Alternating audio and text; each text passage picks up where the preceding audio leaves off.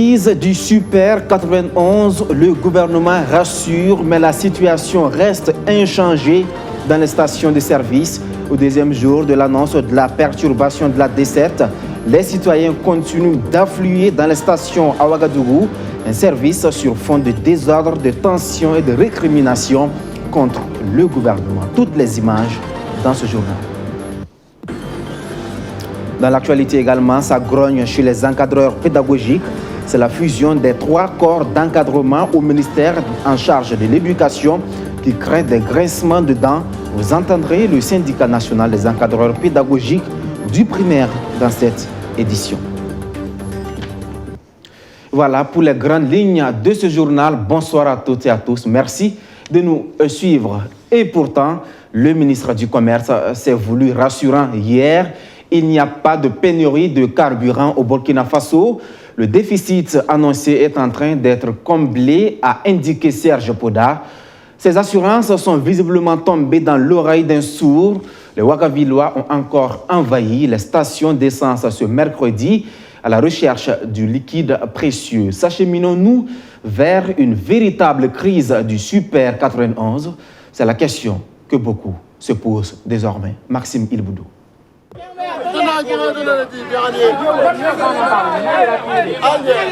Ça grogne dans les stations d'essence au lendemain de la déclaration du ministre du Commerce rassurant les populations de la disponibilité du carburant. Des flots ininterrompus de motos et des klaxons en signe d'impatience. Les esprits s'échauffent et face à des automobilistes en colère, les gérants de stations-service peinent de plus en plus à servir. Ils sont parfois contraints de limiter la quantité de carburant par client. En fait, il n'y a pas l'entente. S'il y avait l'entente, au moins, chacun allait avoir ce qu'il doit avoir et puis bon, pouvoir continuer. Bon, mais voilà, il y a d'autres qui quittent ailleurs, qui veulent forcer pour prendre. Bon, tout est mélangé. Nous sommes là pour chercher du carburant. Mais bon, on constate qu'il y a un peu de désordre. Parce qu'en fait, c'est mal organisé. Bon, s'ils prévoyaient un peu une pompe pour les motos et une pompe pour les véhicules, je pense que ça permettrait d'aller un peu plus vite. En attendant que le bras de fer entre les usagers se règle, il faut s'armer de patience pendant des heures avant de faire le plein. Des usagers remplissent également des bidons d'essence, ce qui exaspère certains. D'autres qui prennent des bidons et qui contournent encore pour aller revendre. Comment on peut comprendre ça? Vous venez, vous prenez avec un bidon de haut la feu, vous partez, vous vendez à 2000 ou bien à 3000. Ça, c'est pas logique. Si le gouvernement refuse de parler de pénurie, il reconnaît toutefois des perturbations dans l'approvisionnement. Sauf qu'au même moment, la proportion de stations d'essence privées de carburant ne cesse de grimper et les populations se montrent démoralisées. Si le gouvernement sait bien qu'il n'y a pas de carburant, de tout aux travailleurs de rester chez eux. Ou bien de ne pas faire tourner les gens le peu de carburant qu'ils ont. Moi, par exemple, ce soir, je compose aujourd'hui et demain, ils sont en session. Je ne sais pas quoi faire. Donc, ils sont obligés de me rendre à l'école pour composer. Je suis vraiment mécontent, franchement, je suis découragé. Le ministre nous a rassurés hier. Bon, nous pensons qu'au cours de la semaine, les choses vont se normaliser et puis la vie va reprendre parce que ce n'est pas facile. Pour avoir du carburant, c'est la croix et la bannière. Plus loin, cette station d'essence vient de vider son stock en quelques heures, nous confie le gérant. Néanmoins, les moins chanceux patientent toujours, espérant un autre ravitaillement. L'attente est longue, les langues se délient et toutes les plaintes sont tournées vers ce qu'ils qualifient de mauvaise communication de la Sonabi. Le fait d'avoir dit qu'il y a des problèmes à la Sonabi, des problèmes de maintenance, ça amène à ce que tout le monde commence à courir. Alors qu'on aurait pu garder le silence. Et quand les autres vont se rendre compte qu'il y a une pénurie, en ce moment, on se dit, bon, on rassure les gens. Le message est mal passé, en fait. Ils n'ont pas vraiment réfléchi avant de passer ce message, en fait. C'est ça qui a créé la panique. La panique, effectivement, tout le monde là se ravitailler. Ce qui rend difficile, en fait. En fin d'après-midi de ce 28 décembre, la file de motos s'étendait sur plusieurs mètres devant cette station-service. Vraisemblablement, il n'y aura pas de carburant pour tout le monde. Des inspecteurs, des professeurs certifiés et des directeurs d'école, 3 corps d'encadrement désormais fusionnés au ministère de l'Éducation nationale. La décision passe mal chez les encadreurs pédagogiques du primaire. L'affaire est même portée devant les juridictions. Mais jusque-là, il n'y a toujours pas de solution.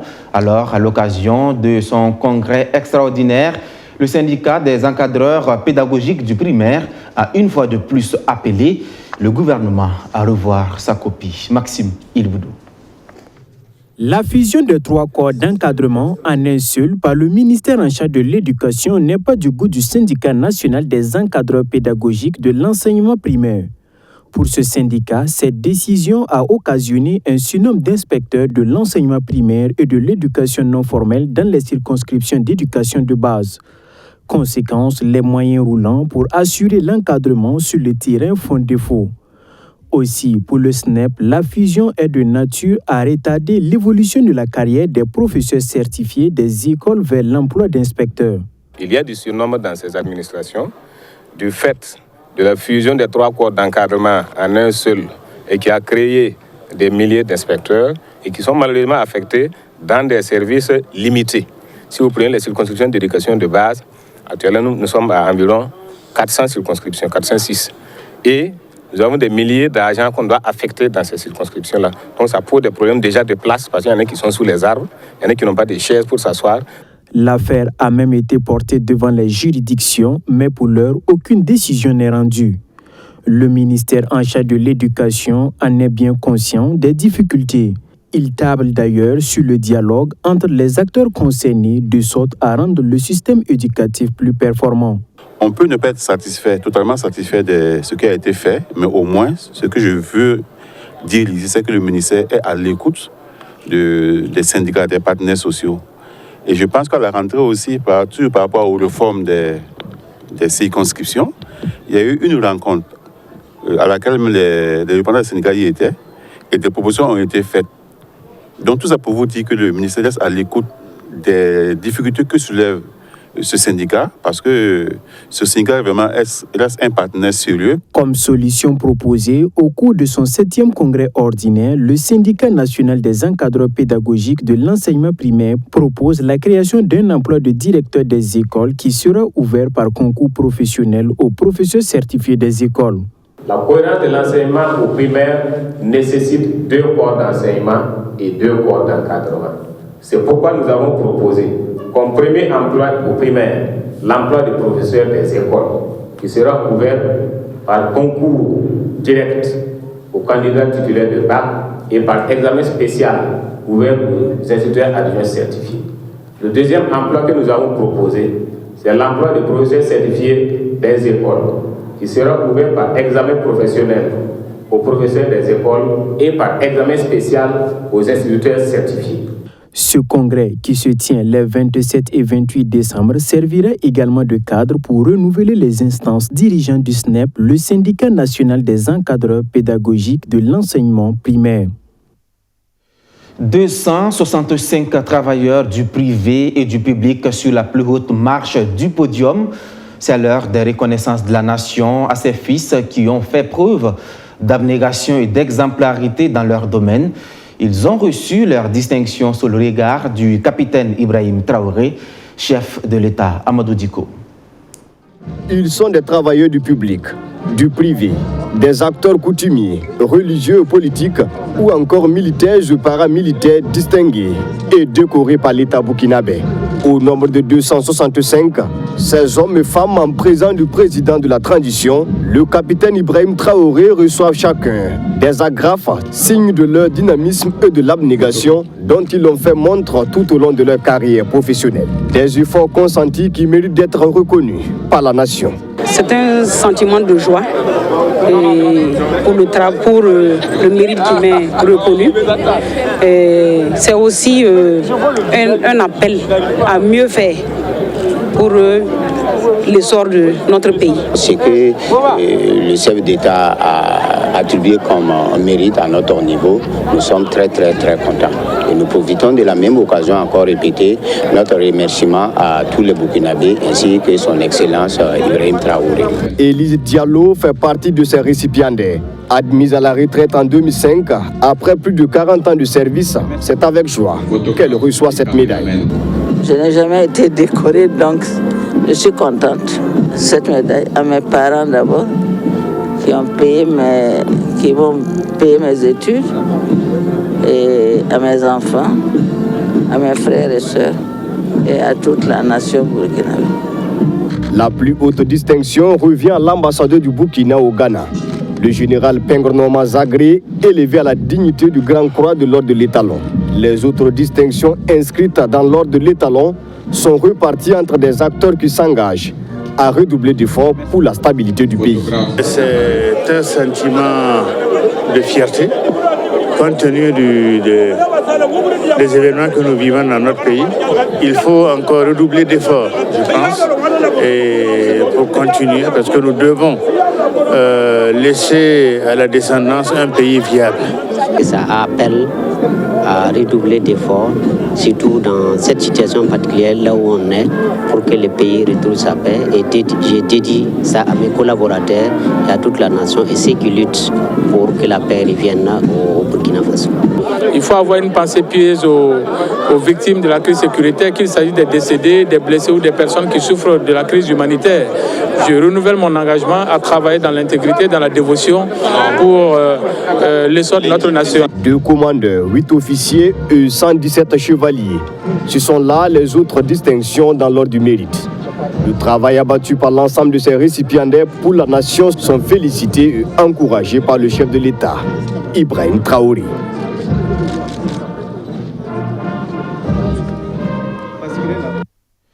Et au titre des personnes distinguées figure notre consoeur Ruth Bini Ouattara de la télévision nationale. Toutes nos félicitations à Ruth et à ses collègues récipiendaires. Même exercice de reconnaissance des mérites des travailleurs au ministère en charge des Finances et de l'Économie. Ils sont près de 300 agents de ce département à recevoir des distinctions. La palme de l'intégrité, elle, est revenue à Koukamano, Luc Parvelgen. La tradition est encore respectée au ministère de l'Économie, des Finances et de la Prospective en cette fin d'année 2022. 297 agents de ce département ont été élevés à différents grades. Ces grades vont de l'ordre de l'étalon à la médaille d'honneur des douanes en passant par l'ordre du mérite burkinabé et l'ordre du mérite de l'économie et des finances. Il faut dire que c'est un sentiment de joie qui m'anime à l'heure actuelle. Parce que le travail reconnu par l'administration des douanes et les autorités, hautes autorités de ce pays, vraiment, ça me va droit au cœur. Ça témoigne une fois de plus que les autorités sont regardantes sur le travail de leurs collaborateurs. Un véritable sentiment de joie. J'exprime tout d'abord mes remerciements à Dieu l'Éternel qui a permis cela.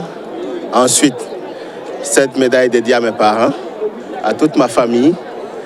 Et plus particulièrement, en ces moments difficiles que traverse notre pays, je dédie cette médaille à l'ensemble des filles et fils des FDS et des civils tombés pour la reconquête de notre territoire national.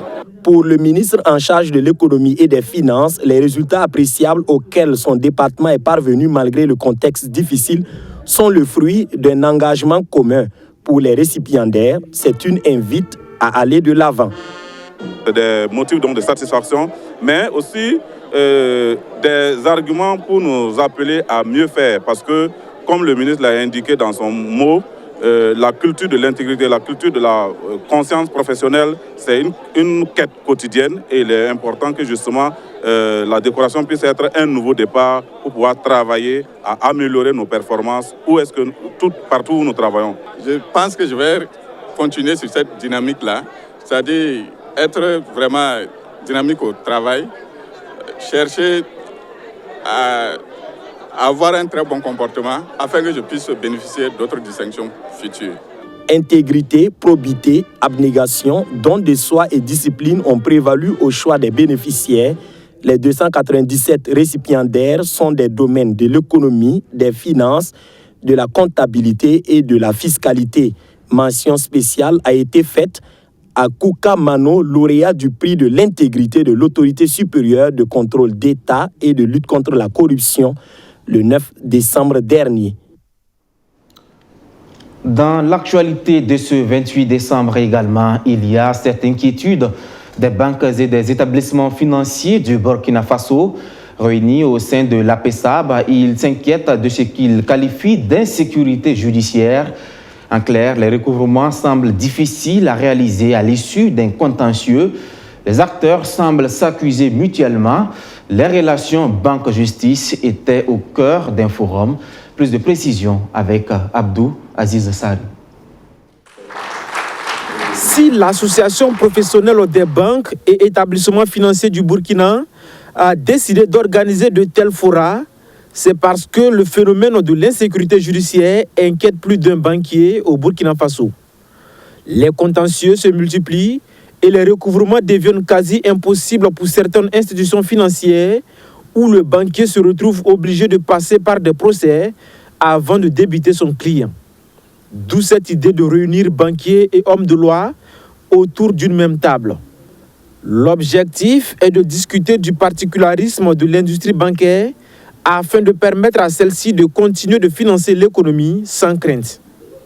Le juge a besoin de connaître véritablement la banque, de connaître les actes, l'activité bancaire. Et c'est pourquoi nous nous efforçons à travers ces journées-là de discuter de notre activité, de discuter des contraintes auxquelles nous faisons face en réalité donc dans notre économie, et puis également le rôle que nous jouons au sein de notre économie. Ce qui permet donc aux juges d'avoir suffisamment d'éléments afin de trancher des affaires qui lui seront en réalité donc soumises pour jugement. Les institutions de financement et de crédit ont le sentiment, à tort ou à raison, que les juges entrent trop facilement en voie de condamnation contre elles dans les litiges qui les opposent à leurs clients. Une erreur d'appréciation selon le ministère de la Justice qui estime que les juges ont rendu ou rendent bien d'autres décisions qui ne sont pas connues du public.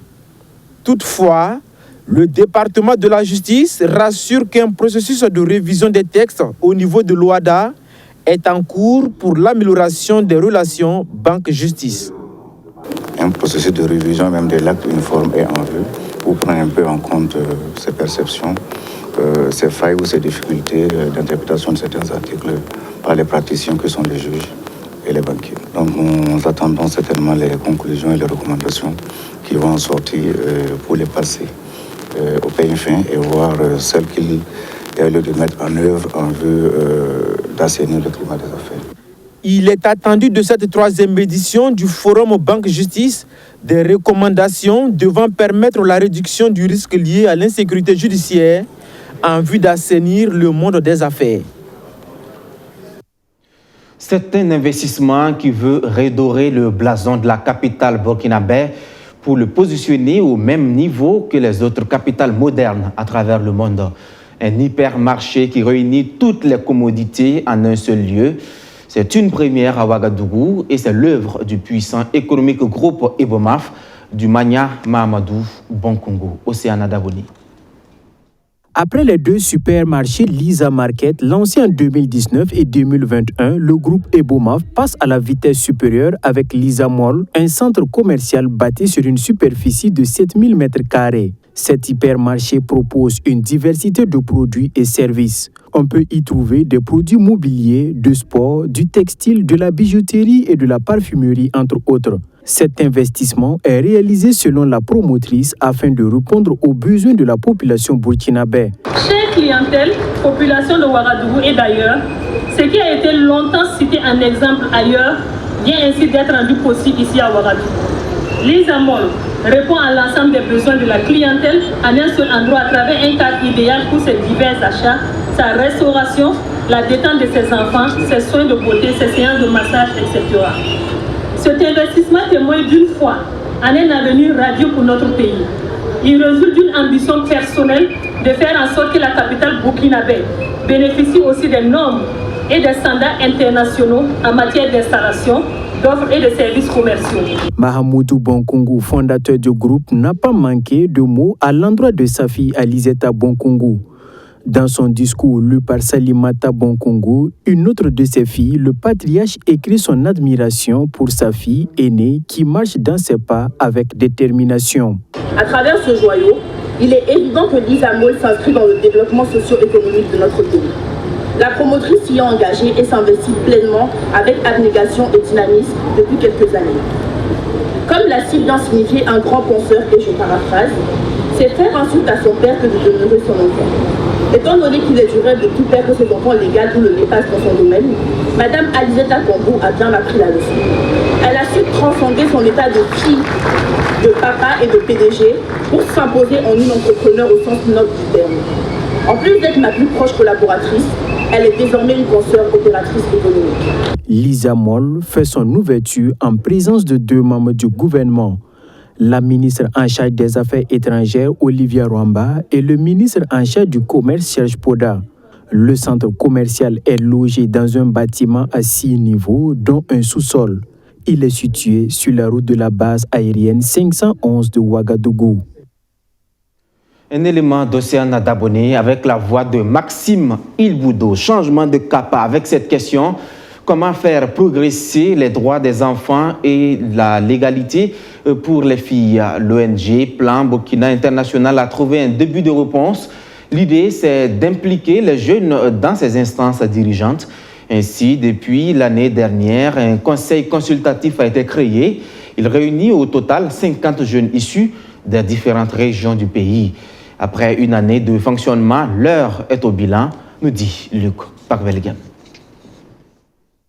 Le Conseil consultatif des jeunes de Plan International Burkina Faso fait le bilan de sa première année d'activité.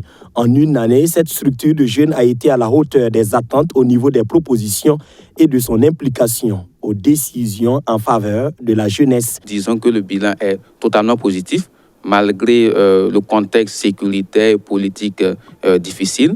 Nous avons pu mener un certain nombre d'activités en faveur des filles, en faveur des enfants. Nous avons toujours d'autres activités qui sont en cours. Je pense que nous avons fait des activités à Sapui, nous avons fait des activités à Kaya, nous avons fait des activités à Bobo, nous avons fait des activités à Kupela, nous avons fait des activités à Ouagadougou, ici. Voilà, des causeries éducatives, nous avons fait des panels, nous avons fait des caravanes, nous avons fait des émissions radio, des émissions télé, juste pour amener les jeunes à s'engager, juste pour interpeller les décideurs pour qu'on puisse respecter les droits des filles. Le Conseil consultatif des jeunes de Plan International Burkina Faso compte une 50aine de jeunes à travers le pays.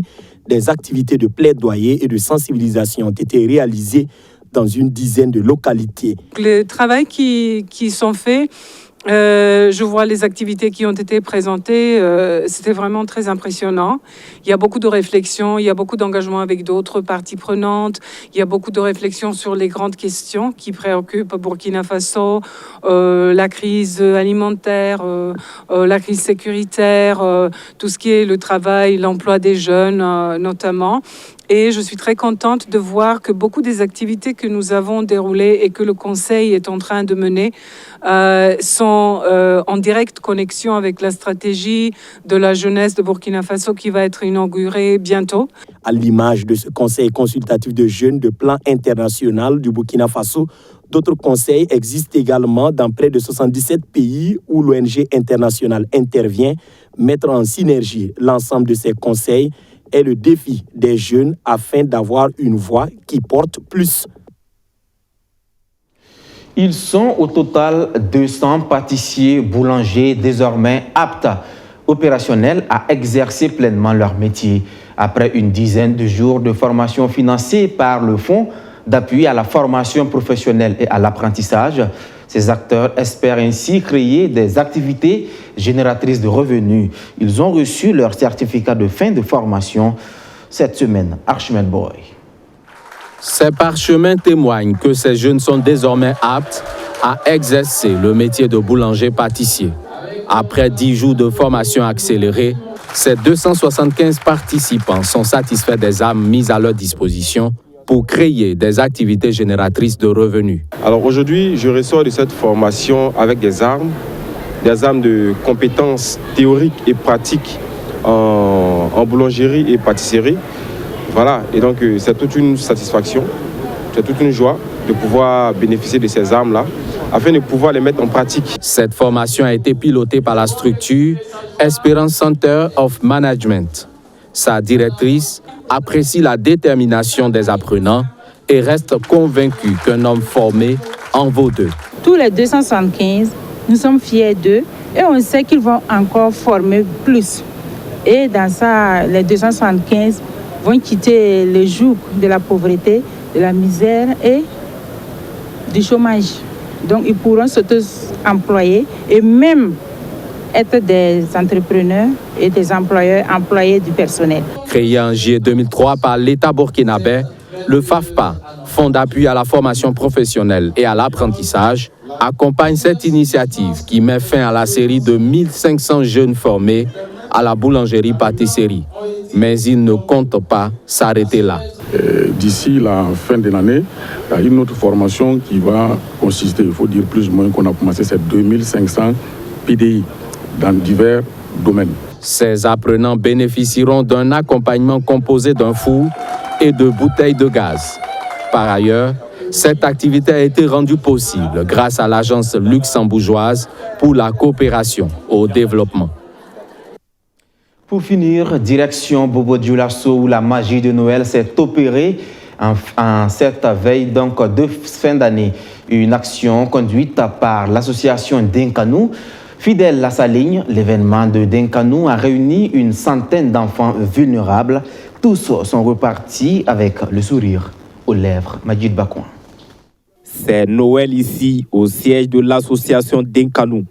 Le Père Noël en action de bon samaritain avec les tout-petits. Tout heureux, ces enfants démunis ne cachent pas leur joie. Ils le démontrent à travers des pas de danse. C'est l'arbre de Noël à l'association Dinkanou. On veut d'abord aussi remercier la marraine qui s'est donnée ainsi que tous les donateurs qui se sont engagés à offrir un repas à ces enfants, un petit cadeau. Et comme je l'ai dit, c'est des enfants vulnérables. Nous avons pensé qu'avec quelques kilos de céréales, ça pourrait aussi les aider avec des jeux, du sport que nous avons eu ce matin. Permettre à ces tout-petits de fêter Noël comme les autres enfants du pays, c'est l'objectif recherché par l'association Dinkanou. Nous sommes dans la protection des droits des enfants. Et la fête de Noël, tout le monde sait que c'est pour les enfants. Donc notre association ne pouvait pas rester en marge, surtout quand on sait qu'il y a beaucoup d'enfants qui ne pouvaient pas avoir cette joie comme les autres. Nous sommes engagés à leur offrir cette joie de Noël. Nous avons donné aujourd'hui de la joie à plus d'une centaine d'enfants ce matin. Des enfants vulnérables, des enfants déplacés, des enfants orphelins, toutes sortes. Mais aussi nous n'avons pas voulu qu'ils soient isolés. On a aussi fait accompagner ces enfants d'autres enfants qui ne soient pas vulnérables pour que cette inclusion puisse avoir lieu. Rien ne vaut le sourire d'un enfant. L'enfant, c'est l'avenir de la famille, du pays. Donc, il faut un bon encadrement. Il faut de la joie dans son développement. Il faut vraiment qu'il soit épanoui. Donc, si on peut apporter un peu de bonheur, il faut qu'on le fasse. L'association Dinkanou a vu le jour en mai 2017. Son but, promouvoir le respect et l'égalité des droits de l'enfant. Voilà qui met fin à cette édition. Merci à tous de nous avoir suivis partout et plus précisément depuis Libreville au Gabon. Merci de votre fidélité. À demain pour d'autres actualités. Bonsoir.